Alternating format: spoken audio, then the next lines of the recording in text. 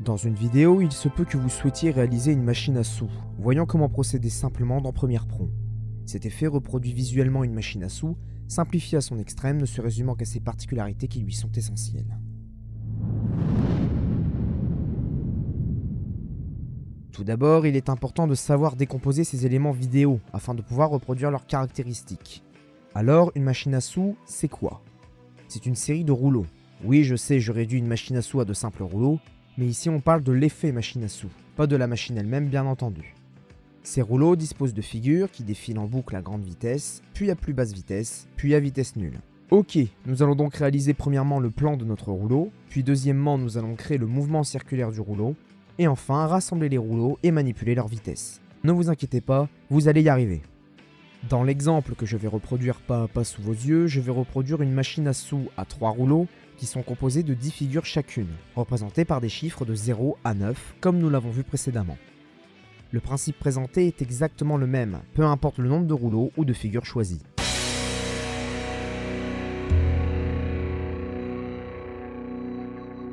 Premièrement, nous allons créer le plan de notre rouleau, en représentant ce rouleau sur un plan.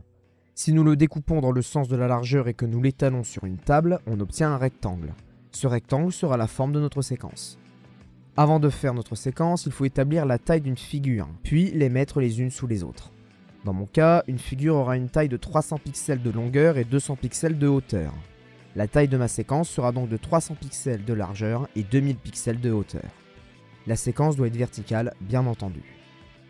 La largeur de votre séquence doit être égale au nombre de pixels sur l'axe horizontal d'une figure. La hauteur, quant à elle, est égale à la hauteur d'une figure multipliée par le nombre de figures. Nommons notre première séquence plan. Sur cette séquence, nous allons placer nos figures les unes en dessous des autres. Dans mon cas, je crée un texte et je mets mes 10 chiffres les uns en dessous des autres. Prenez bien le temps de bien placer les figures, sinon cela va se voir directement. Il faut que celles-ci soient équitablement espacées. Vous pouvez, si vous le souhaitez, ajouter un fond à votre séquence. Gardez à l'esprit que votre fond va défiler en même temps que les figures. Ne mettez donc pas une photo par exemple. Si vous voulez mettre un fond qui ne défilera pas, il faudra l'ajouter dans la troisième séquence que nous allons créer. Ok, une fois que toutes les figures ont été correctement placées, on ne touche plus à cette première séquence. Nous venons de faire un tiers du travail. Bon, pas vraiment, les deux autres parties étant plus longues que la première. Allez, on s'accroche.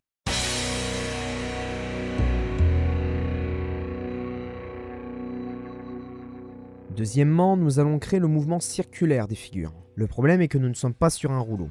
Analysons. Imaginons que nous prenons l'extrémité haute de notre séquence et l'extrémité basse de celle-ci, et que nous les coïncidons afin de créer un rouleau. Maintenant, imaginons le mouvement des figures sur le rouleau.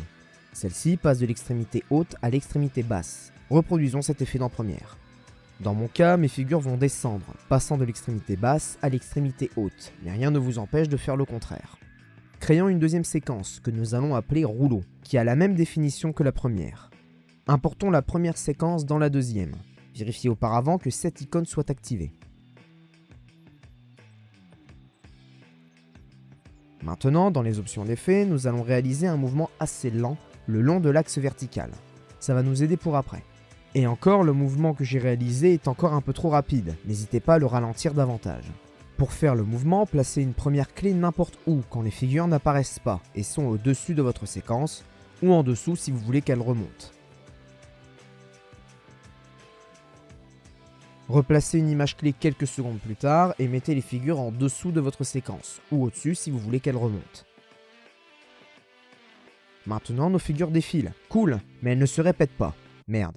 Nous allons donc dupliquer la séquence importée, sur laquelle nous venons de créer des clés. En maintenant Alt, nous allons déplacer notre séquence, et paf, elle se duplique. Maintenant, le but du jeu, oui c'est un jeu, est de synchroniser les séquences plans entre elles. Il faut que dès qu'un morceau de figure commence à disparaître d'un côté, il commence à apparaître de l'autre côté de la séquence. Ça prend un peu de temps, mais pareil, si la synchro est mal faite, cela va se voir.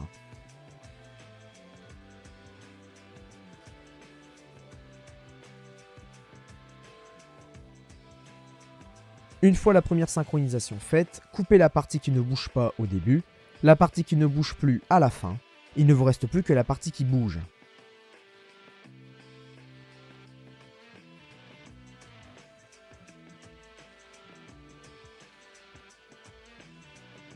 Sélectionnons cette partie, copions-la, appuyons sur la flèche bas du clavier pour placer le curseur à la fin de la séquence active, et spammons ensemble le CTRL-V.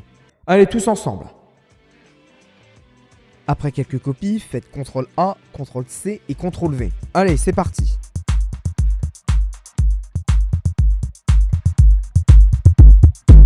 Bon, sérieux, cette séquence doit être longue, très longue, minimum 10 minutes, car en manipulant la vitesse, nous allons modifier la longueur de notre fichier, et donc il faut du contenu. Nous venons de finir la deuxième partie du tuto.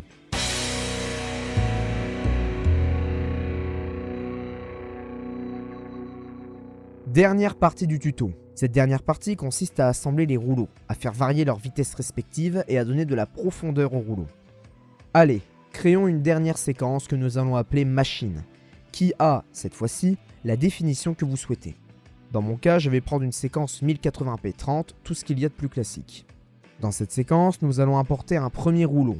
Plaçons-le où nous souhaitons le voir. Ici, nous allons modifier sa vitesse. Au début, avant que la machine soit lancée, le rouleau ne bouge pas. Décalons notre séquence vers la droite dans la timeline et dupliquons-la. Faites clic droit sur la séquence dupliquée, option d'arrêt sur image, point de départ.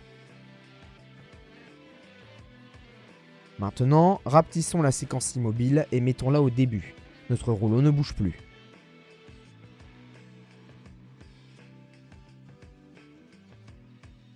Pour simuler un lancement de machine, il faut que la vitesse de rouleau augmente drastiquement. Pour ce faire, sélectionnons rouleau et allons dans l'effet remappage temporel ou modification de la vitesse.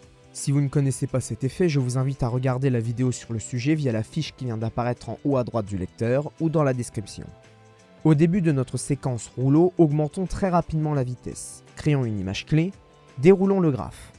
Étirons la clé, réduisons la vitesse de départ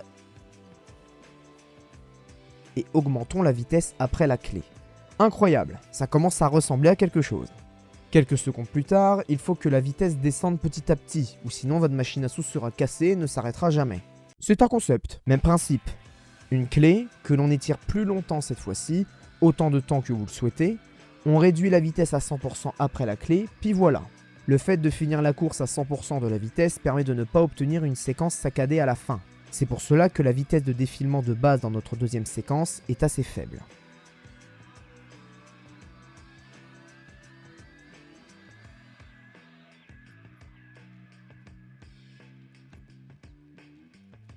Maintenant, attendons que la figure souhaitée apparaisse, faisons un cut, et dans la partie de droite, faisons clic droit, option d'arrêt sur image, tête de lecture. Et voilà, votre rouleau s'est arrêté. Voilà, fini, au revoir. Alors non, certes, nous avons réalisé un rouleau, mais prenons du recul. Ça ne ressemble pas du tout à une machine à sous. Il va falloir faire encore quelques trucs.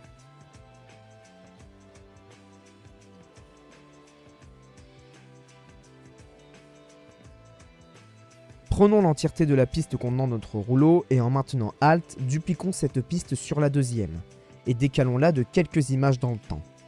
Maintenant, modifions la position du premier élément de la piste, sélectionnons l'élément, faisons CTRL-C, sélectionnons les autres éléments de la piste, clic droit, copier les attributs ou CTRL-ALT-V. Cochons trajectoire. Et voilà, un deuxième rouleau qui s'enclenche un petit peu après le premier. Il faut maintenant bouger les clés de remappage temporel afin de faire varier la figure de départ et de fin et refaire les arrêts sur image.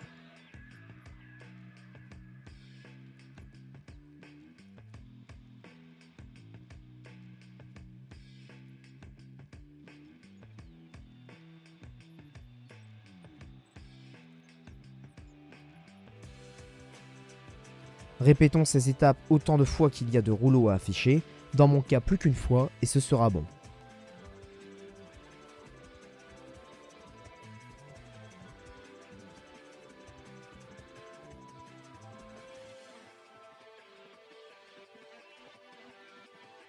Maintenant, il ne reste plus qu'à créer un effet de profondeur, parce que nos rouleaux n'ont pas l'air de rouleaux. Créons un calque d'effet en allant dans Fichier, Nouveau, Calque d'effet. Mettons ce calque au-dessus de tous les autres. Appliquons-y l'effet déformation de la lentille et ajustons la courbure. Ici, elle est à 60.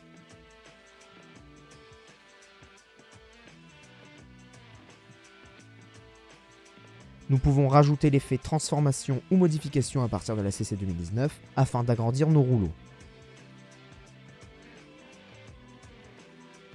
Avec l'effet recadrage, retirons ce qu'il y a sur les côtés pour ne laisser à peine plus de la largeur d'une figure. Et voilà, c'est terminé. Là, si vous l'avez fait, vous pouvez être fier de vous. Si vous avez lâché, n'hésitez pas à revenir en arrière et à bien suivre les instructions pas à pas. Si vous avez un problème quelconque lors de la création, commentaire. Mais ça va le faire. Ça prend un peu de temps, mais vous allez le faire.